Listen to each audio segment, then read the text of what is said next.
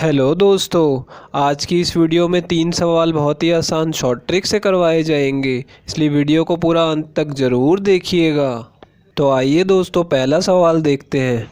ए और बी की मासिक आय का अनुपात 4:3 है और उनके मासिक खर्च का अनुपात 9:7 है। यदि बी की आय और ए का खर्च बराबर है तो ए और बी की बचत का अनुपात क्या होगा, ये हमसे पूछा गया है। तो देखिए दोस्तों, इस क्वेश्चन को कैसे करेंगे। यहाँ पे हमें आय का और खर्च का अनुपात दिया हुआ है। आय का अनुपात कितना है, 4:3। यहाँ पे मैंने लिख लिया 4:3 और थोड़ी जगह छोड़ के मैं यहाँ पे खर्च का लिख रहा हूँ। तो खर्च का अनुपात भी हमें दिया हुआ है 9:7। ठीक है, और हमें क्या जानकारी दी हुई है कि बी की आय, यानी ये वाली बी की आय और ए का खर्च बराबर है। ए का खर्च कितना है, 9, और ये बी की आय है 3। ठीक है, तो ये दोनों बराबर दिए हुए हैं, लेकिन यहाँ पे हमें बराबर नहीं दिख रहे हैं। तो बराबर करने के लिए हम क्या करेंगे, ये 9 है तो इसे भी 3 से गुणा करके 9 बना लेंगे। ठीक है, तो ये 3 तिया 9 आ गया। ठीक है, अब देखिए इसके अनुपात को यहाँ पे 3 से गुणा किया है तो दूसरे वाले को भी हमें 3 से गुणा करना होगा। ठीक है, तो ये कितना आ जाएगा, बी की आय, ए की आय आ गई है 12। ठीक है, तो ये वास्तविक अनुपात ये वाला लेंगे हम आय का, इसे नहीं लेंगे। ठीक है, तो अब देखिए यहाँ पे, अब उसने हमसे क्या पूछा है कि ए और बी की बचत का अनुपात क्या होगा। तो बचत क्या होती है, आय में से खर्च को घटा देते हैं। ठीक है, तो 12 में से 9 को घटाएंगे तो ए का कितना आ जाएगी बचत, 3, और बी की कितनी बचत आ जाएगी, 9 में से 7 को घटाएंगे तो 2। तो यानी इनकी बचत का अनुपात कितना आ गया, 3:2। ठीक है दोस्तों, तो ये बस इतना ही करते हैं, हमारा आंसर आ जाएगा, तीसरा ऑप्शन करेक्ट होगा। तो आइए अब दूसरे क्वेश्चन की तरफ चलते हैं। तो आइए दोस्तों, अब ये दूसरा क्वेश्चन देखते हैं। देखिए इसमें क्या दिया हुआ है, ए और बी की वर्तमान आयु का अनुपात हमें दिया हुआ है 8:7। ठीक है, और बोला जा रहा है 12 वर्ष पहले उनकी आयु का अनुपात 13:11 था, और पूछा जा रहा है कि तो 10 वर्ष बाद बी की आयु कितनी होगी, हमें बी की आयु निकालनी है। तो देखिए दोस्तों, इस टाइप के क्वेश्चन को करने में आपको क्या ध्यान रखना होता है, मैं आपको अच्छे से समझाने की कोशिश करता हूँ, थोड़ा ध्यान दीजिएगा। देखिए एक तो इसमें हमें वर्तमान आयु दी हुई है, ठीक है, और 12 वर्ष पहले की आयु दी हुई है। तो कौन सा समय पहले आएगा वो आपको ध्यान रखना है। ठीक है, तो 12 वर्ष पहले का समय पहले आया था, तो यहाँ पे 12 वर्ष पहले वाला जो समय है मैं उसे पहले लिखूँगा। ठीक है, 12 वर्ष पहले, और आज वाला समय, वर्तमान आयु क्या होती है, आज की आयु, तो आज वाला समय बाद में आएगा तो उसको मैं नीचे लिखूँगा, ये आपको ध्यान रखना है। ठीक है, और देखिए ये ए और बी की आयु का अनुपात हमें दिया हुआ है, इसलिए मैंने ए और बी का अनुपात यहाँ लिख लिया। देखिए 12 वर्ष पहले अनुपात कितना था, ये था 13:11। ठीक है, और आज का अनुपात कितना है, 8:7। ठीक है, थोड़ा सा गैप दे के लिखिएगा क्योंकि अभी इसे हमें चेंज करना पड़ेगा। देखिए यहाँ पे ट्रिक क्या होती है कि इन दोनों का अंतर निकालना है। 13 में से 11 गया तो कितना आएगा, 2, यानी कि इनके बीच में 2 का अंतर है। और यहाँ पे ध्यान दीजिए कि यहाँ पे 1 का अंतर है, 8 में से 7 को घटाएंगे तो 1।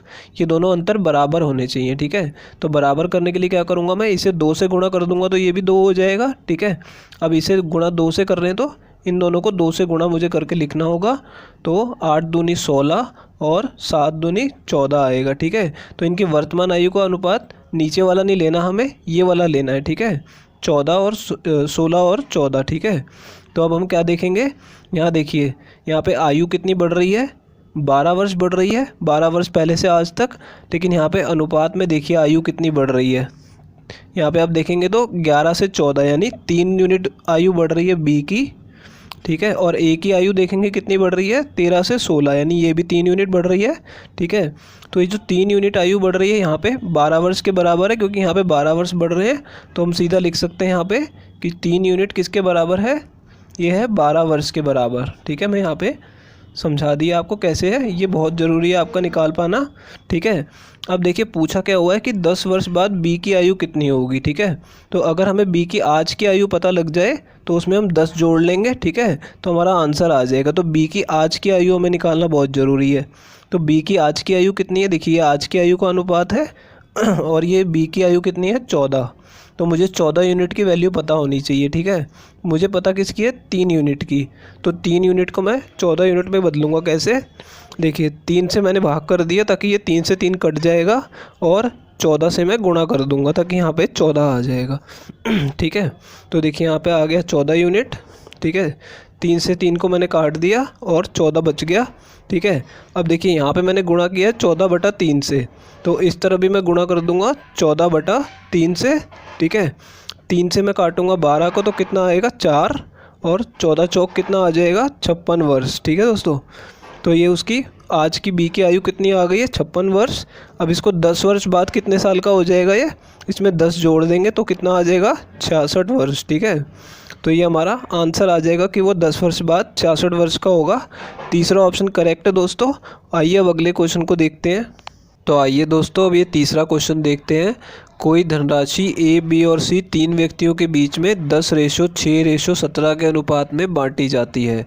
यदि ए अपने हिस्से से 700 रुपये सी को दे देता है तो उनके हिस्सों का नया अनुपात 3:2:6 हो जाएगा। तो पूछा जा रहा है कि ए और बी के आरंभिक हिस्सों का योग कितना होगा। तो देखिए दोस्तों इसमें क्या दिया हुआ है, ए, बी और सी में कोई धनराशि बांटी गई है। ठीक है, तो इसमें 3 व्यक्ति हैं, ए, बी और सी हमने लिख लिया। ठीक है, और इनके बीच जो धनराशि बांटी गई है उसका अनुपात कितना दिया हुआ है 10:6:17। ठीक है, ये हमें दिया हुआ है। और उसके बाद ए ने अपने हिस्से में से 700 रुपये सी को दे दिए। उसके बाद उनके हिस्सों का नया अनुपात कितना दिया हुआ है, यहाँ पे हम इसको नीचे लिख लेंगे 3:2:6। ठीक है, यहाँ तक हमें बात समझ आ गई। ठीक है, अब देखिए क्या दिया हुआ है कि ए ने अपने हिस्से में से कुछ पैसे सी को दिए हैं, लेकिन बी ने तो किसी को कुछ नहीं दिया। तो बी के हिस्से तो बराबर होने चाहिए, लेकिन यहाँ पे बराबर है नहीं। ठीक है, तो बराबर होने चाहिए, तो यानी ये अनुपात हमारा ठीक नहीं है। अभी इसे ठीक करना पड़ेगा। कैसे करेंगे, इसे 3 से गुणा कर देंगे तो ये कितना हो जाएगा 6, क्योंकि बी का हिस्सा पहले भी 6 था तो अब भी 6 ही रहेगा, क्योंकि इसने किसी को कोई राशि नहीं दी है। तो इसको अगर हमने 3 से गुणा किया है तो इन दोनों को भी हम 3 से गुणा करेंगे, क्योंकि अनुपात में तीनों को समान संख्या से गुणा करना होता है। तो यहाँ पे क्या आ जाएगा 9 और यहाँ पे 18, यानी ये वास्तविक अनुपात है जो क्वेश्चन में हमें नहीं दिया हुआ था। अब देखिए दोस्तों, ए का जो हिस्सा है वो कितना कम हो रहा है, 10 से हो रहा है 9, यानी उसने 1 यूनिट जो है, जो रुपए हैं वो किसको दिए हैं, सी को दिए हैं। तो देखिए यहाँ पे 1 यूनिट इसने दे दिया और 1 यूनिट सी ने ले लिया, तो यानी 17 से हो गया 18।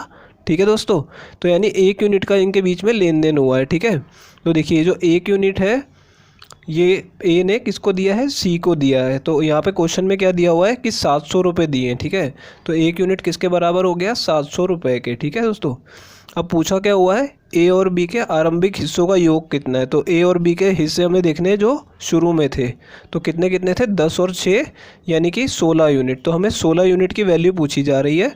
ठीक है दोस्तों, 1 यूनिट की वैल्यू हमें पता है, तो 16 यूनिट की निकालने के लिए क्या करेंगे, 16 से गुणा कर देंगे दोनों तरफ। ठीक है दोस्तों, तो यहाँ पे 16 यूनिट की वैल्यू कितनी आ जाएगी, 16 सत्ते होता है 112। ठीक है, और 2 जीरो लगा दिए तो कितना हो गया 11,200 रुपये। तो ये हमारा आंसर होगा, दूसरा ऑप्शन करेक्ट है। दोस्तों अगर ये वीडियो आपको पसंद आई हो तो इसे लाइक ज़रूर करके जाइएगा।